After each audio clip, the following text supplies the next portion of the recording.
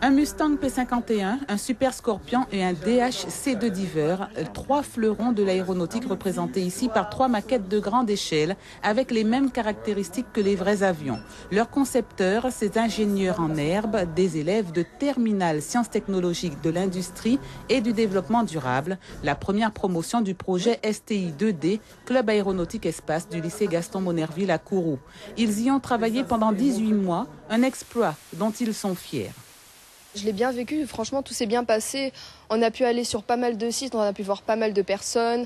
Aussi pour notre avenir, on a pu voir à peu près qu'est-ce qu'on pouvait vraiment faire, si ça nous intéressait vraiment. Et franchement, moi je l'ai très bien vécu. On a travaillé sur de l'ingénierie, donc des notions de motorisation, de câblage, d'électricité, de vibration par rapport aux cellules et aux moteurs. On a appris à différencier les bons assemblements et les mauvais, sachant que les mauvais peuvent nous faire perdre un avion. Donc on a appris à différencier tout type de technologie et à les incorporer dans un même projet. Le Scorpion a volé à la fête de l'air et de l'espace l'an dernier, sa première sortie. Les autres attendent. Faire voler ces engins nécessite de l'espace et les autorisations des autorités aériennes, les mêmes conditions que les vrais.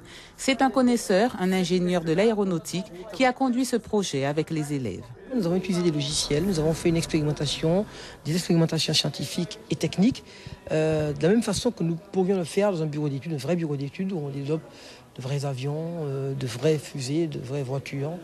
Et c'est à partir de ces éléments-là qu'on a pu définir et respecter les critères nécessaires pour que ces avions, ces maquettes, arrivent à voler comme des vrais.